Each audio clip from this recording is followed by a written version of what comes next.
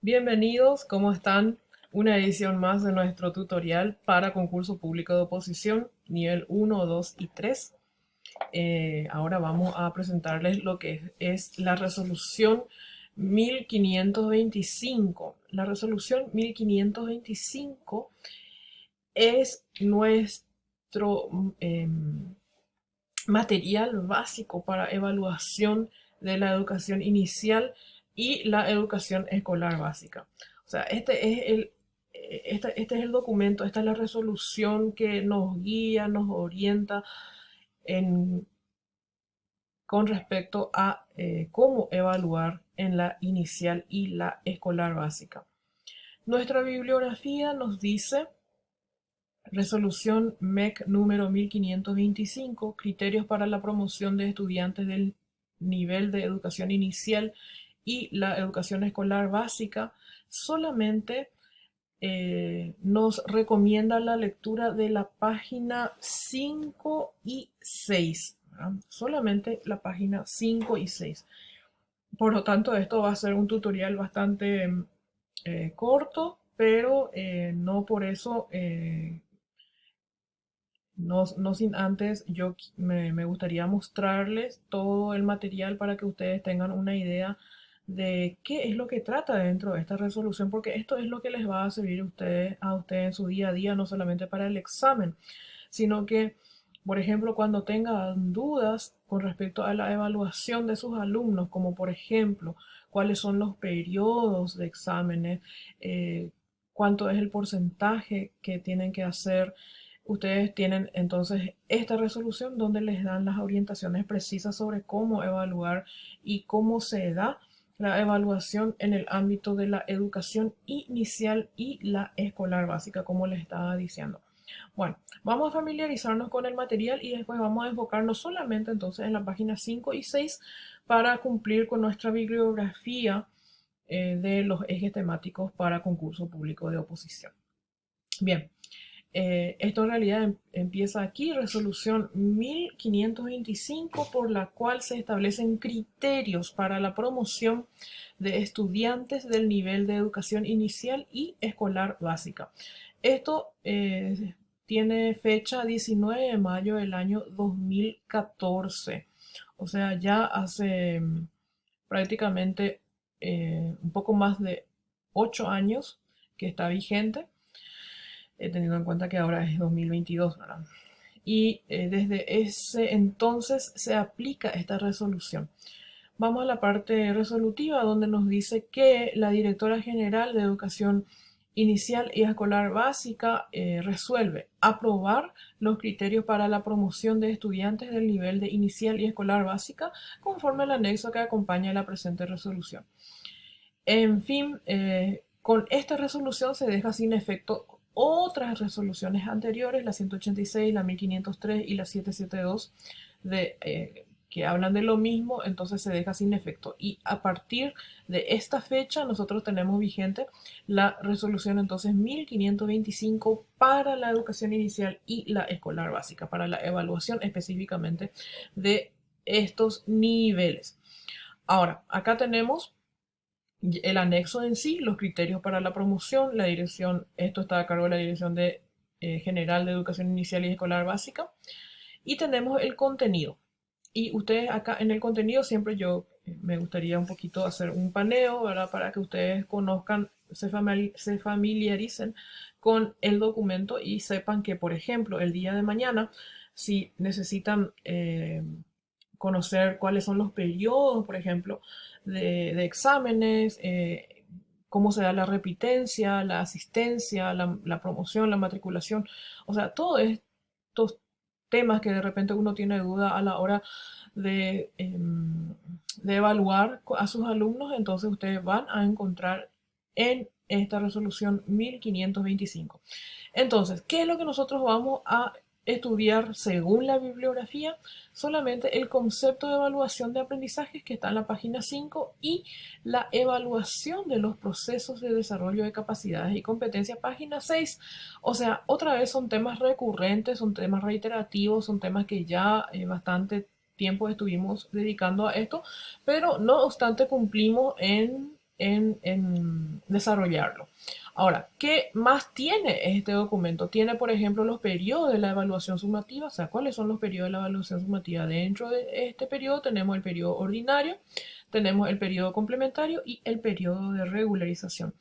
Y dentro del periodo ordinario tenemos todo lo que hace relación con la valoración del aprendizaje de la educación inicial, como así también la valoración del aprendizaje de la educación escolar básica, la sistematización de las evidencias de aprendizaje en la inicial y escolar básica, como así también los procedimientos para determinar la calificación en la educación inicial, también los procedimientos para determinar la calificación en la educación escolar básica y la comunicación de los resultados de la evaluación de los aprendizajes.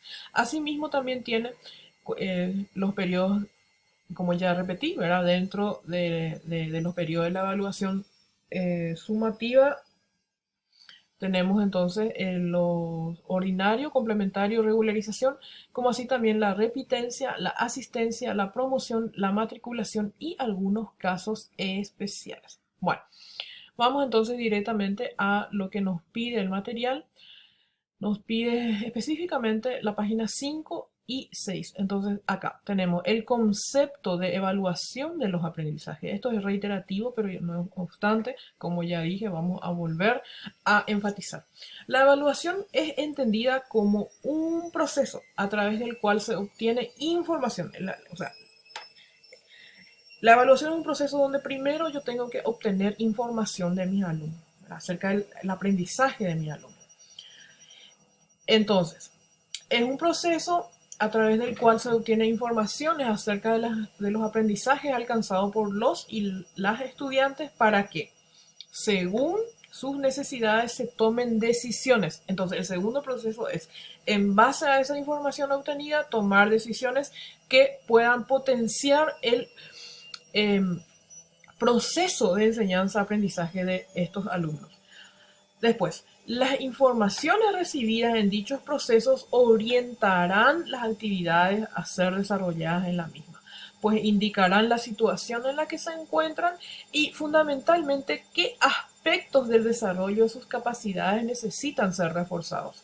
Es decir, cuando yo obtengo la información y luego yo tomo decisiones con respecto a eso, yo tengo que verificar entonces en cuál de los cuáles son las capacidades logradas, cuáles son las capacidades no logradas para que yo pueda potenciar aquellas capacidades no logradas. ¿Está? Bien, es decir, las informaciones suministradas por las diversas estrategias de evaluación han de ser utilizadas para la retroalimentación constante de aquellos aspectos que precisan ser afianzados en la búsqueda de la competencia, porque recuerden, lo que nosotros queremos es que nuestros alumnos sean competentes. Se busca la competencia, que es la integración de las capacidades. ¿Está? Este concepto está asociado con la función formativa de la evaluación. Sin embargo, cuando las informaciones acerca de los aprendizajes alcanzados por los y las estudiantes llevan a decisiones que refieren a otorgar una calificación y esta es aplicada para la promoción, entonces la función evaluativa que prima es la sumativa.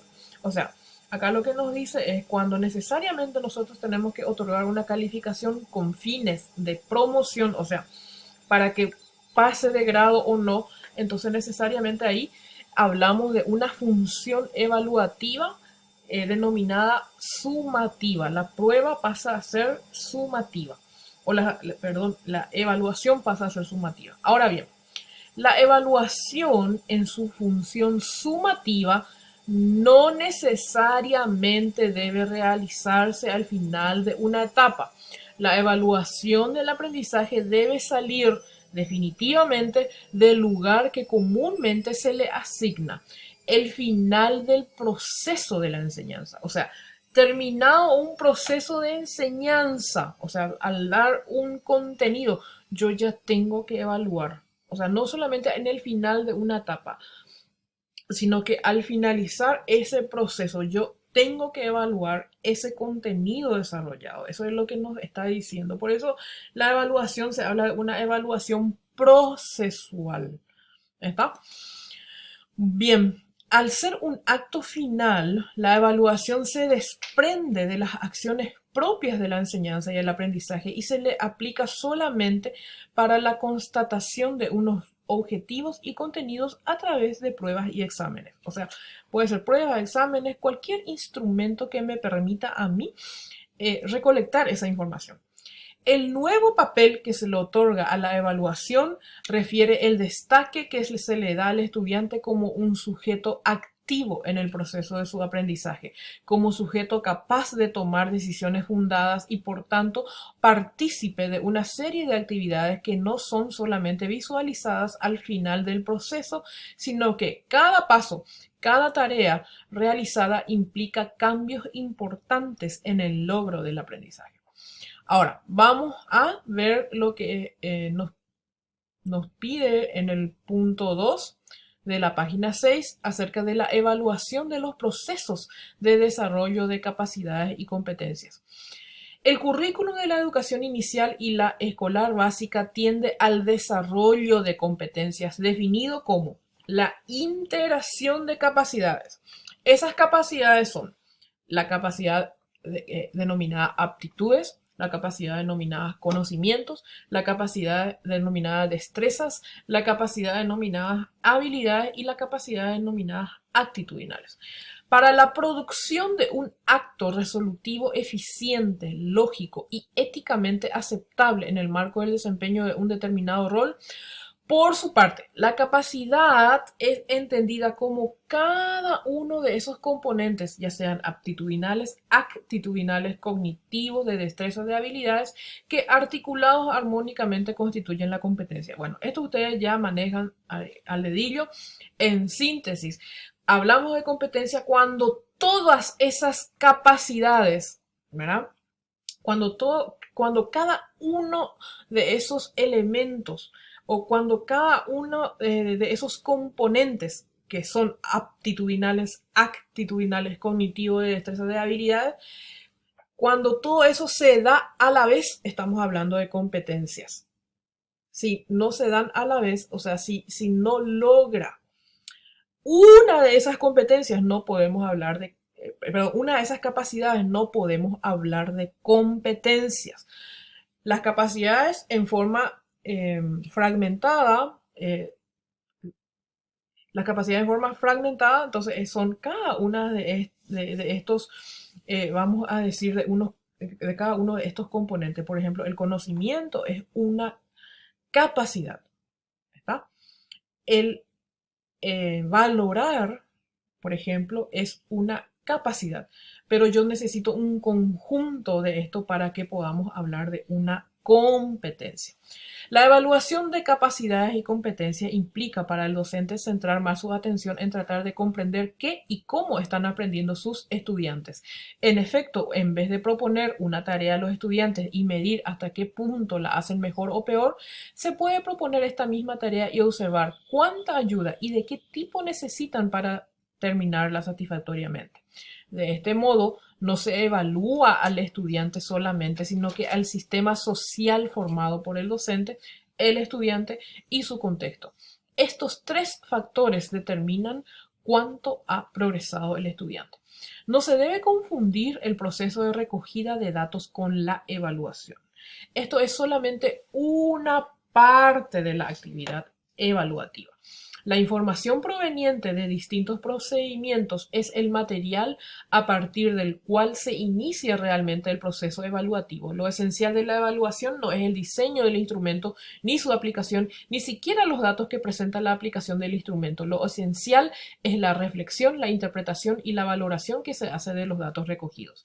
El docente cuenta con múltiples y particulares fuentes de información que le brindan datos acerca de los procesos de aprendizaje de sus estudiantes, sus intervenciones en clases, sus preguntas, la manifestación de múltiples actitudes, sus productos, sus pruebas. En las escuelas se construyen diferentes dispositivos para lograr y obtener y sistematizar los conocimientos que se van acumulando acerca de las peculiaridades en los procesos educativos.